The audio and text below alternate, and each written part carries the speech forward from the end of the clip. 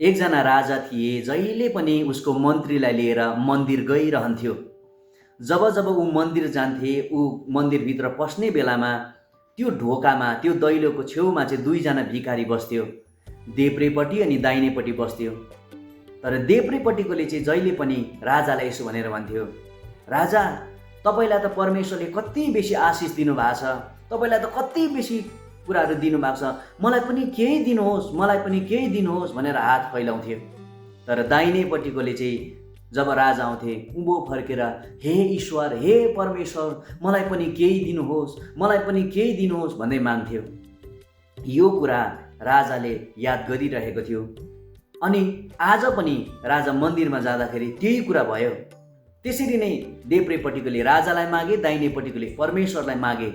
अनि मन्त्रीलाई बोलाएर राजाले भन्छ, सुन त यहाँनिर, तिमीले याद गरेको छौ जब म यो मन्दिरमा आउँछु नि, यो देब्रेपट्टिकोले चाहिँ जहिले पनि मलाई माग्छ अनि दाहिनेपट्टिकोले चाहिँ ईश्वरलाई माग्छ, परमेश्वरलाई माग्छ। आज तिमीले एउटा काम गर ल, यो देब्रेपट्टिको भिखारी जसले मलाई माग्छ नि, उसलाई चाहिँ तिमीले एक भाँडा खिर पकाएर ल्याइदिनु, अनि त्यो खिरको भित्रपट्टि चाहिँ तिमीले सुनको सिक्काहरू लगाइदिनु, ताकि त्यो सुनको सिक्का पाएर यो देब्रेपट्टिको भिखारी चाहिँ भोलिदेखि यस ठाउँमा हुनु हुँदैन, ऊ चाहिँ धनी भएर जानुपर्छ भनेर मन्त्रीलाई हुकुम गरे।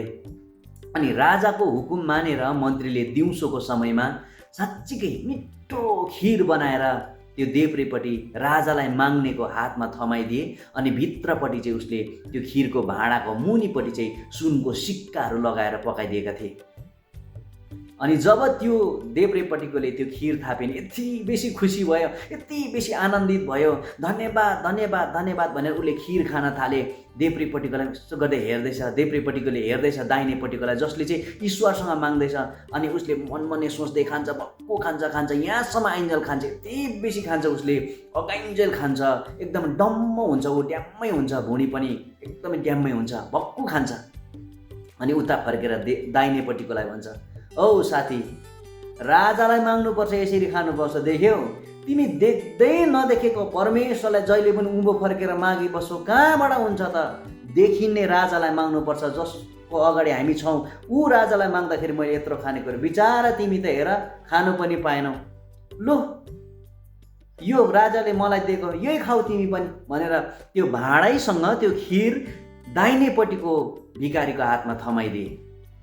भोलिपल्ट राजा फेरि मन्दिरमा आए। आउँदाखेरि देब्रेपट्टिको भिखारी अझै पनि छ, तर दाहिनेपट्टिको भिखारी जसले परमेश्वरसँग माग्थ्यो ऊ चाहिँ आज छैन रहेछ। अनि देब्रेपट्टिको भिखारीलाई राजाले भन्छ, खोइ तिम्रो साथी त यहाँ छैन रहेछ त हौ, हिजो तिमीले मैले पठाइदिएको खिर खायौ भनेको त? धन्यवाद राजा, धन्यवाद, एकदमै तपाईँको मन्त्रीले मलाई खिर ल्याइदिनु भएको थियो, मलाई यति बेसी मिठो भयो, धन्यवाद है, कति मिठो खिर दिनुभयो, अनि म त ड्याम्मै खाएँ, एकदमै यहाँ आइन्जेलसम्म मैले खाएँ।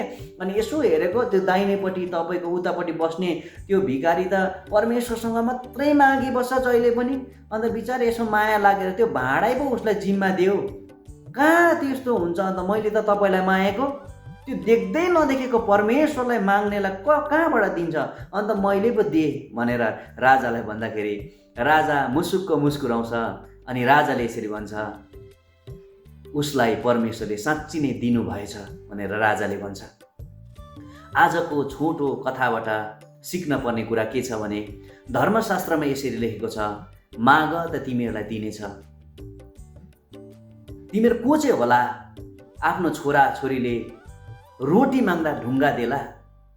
को होला कि आफ्नो छोराछोरीले माछा माग्दा साँप देला? तिमीहरू दुष्ट भएर त, तिमीहरू मूर्ख भएर त तिमीहरू आफ्नो छोराछोरीले मागेको कुरा सही कुरा दिन्छौ भने स्वर्गमा हुने परमेश्वरसित माग्नेहरूलाई उहाँले कति बढ्ता गरेर दिनुहुन्छ भनेर धर्मशास्त्रमा लेखिएको छ। प्रिय, आजको कथाबाट सिक्न पर्ने कुरा के छ भने, निष्कर्ष के छ भने, तपाईँ र मैले पनि धेरैचोटि देखिने राजाहरूको अगाडि हाम्रो हातहरू फैलाउँछौँ अनि धेरैचोटि हामी निराश भएर हुनुपर्ने अवस्थाहरू आउँछ, हामी लज्जित हुनुपर्ने अवस्थाहरू आउँछ, हामीलाई मान्छेले तल गिराइराखेको अवस्था हुन्छ। तर आजको कथाबाट सिक्न पर्ने कुरा, हामीले त्यो ईश्वरलाई माग्नुपर्छ, परमेश्वरलाई माग्नुपर्छ। यदि हामी साँचो परमेश्वरलाई माग्यो भने उहाँले जसरी पनि हामीलाई दिनुहुन्छ, जसरी पनि हामीलाई दिनुहुन्छ। अनि त्यो ईश्वरलाई हामीले माग्नुपर्छ। तर एउटा कुरा याद गर्नुपर्छ, परमेश्वरले हामीलाई त्यो कुरा दिनुहुन्न जुन कुरा हामीलाई राम्रो लाग्छ, तर परमेश्वरले चाहिँ हामीलाई त्यो कुरा दिनुहुन्छ जुन कुरा हाम्रो लागि राम्रो हुन्छ। सायद आज तपाईँले पनि परमेश्वरसित मागिरहनु भएको छ भने नि परमेश्वरले तपाईँको जीवनको लागि त्यो कुरा सही छ अनि तपाईँको लागि राम्रो हो भने चाहिँ नि तपाईँलाई जसरी पनि परमेश्वरले जुटाइदिनुहुन्छ। ईश्वरले तपाईँलाई दिनुहुन्छै हुन्छ, जसरी पनि घुमाएर भए पनि तपाईँलाई नै दिनुहुन्छ। तर हामीले आज भरोसा चाहिँ त्यो परमेश्वरमाथि राखेर हामीले परमेश्वरसँग माग्नुपर्छ। धर्मशास्त्रमा लेखिएको छ, राजाहरूमाथि भरोसा नगर, जसको सास निस्किहाल्छ, माटोमा बिलाइहाल्छ, त्यस्तोमाथि भरोसा नगर। तर हामीले भरोसा गर्नुपर्ने त्यो ईश्वरमा हो, जसले तपाईँ अनि मलाई बनाउनु भयो। त्यो परमेश्वरमा भरोसा राखेर तपाईँले मैले मागेको छौँ भने नि परमेश्वरले सबैबाट जसै गरेर भए पनि तपाईँ र मलाई दिनुहुन्छै हुन्छ, त्यो भिखारीलाई जस्तै। वास्तवमा राजाले त राजासित माग्नेलाई दिएको, तर अन्तमा गएर परमेश्वरसित माग्नेलाई जसरी भए पनि उसको हातमा त्यो सिक्का पर्यो। त्यस कारणले गर्दाखेरि आज तपाईँ र मैले पनि ईश्वरलाई माग्दैछौँ भने तपाईँलाई यो कथाबाट प्रोत्साहन गर्न चाहन्छु, निराश नहुनुहोस्, परमेश्वरले तपाईँलाई जसरी पनि दिनुहुन्छ। अनि आजको कथालाई मन पर्यो भने यहाँले जति सक्दो सेयर गरिदिनु होला। फेरि पनि यस्तै कथालाई लिएर उपस्थित हुनेछु। Thank you.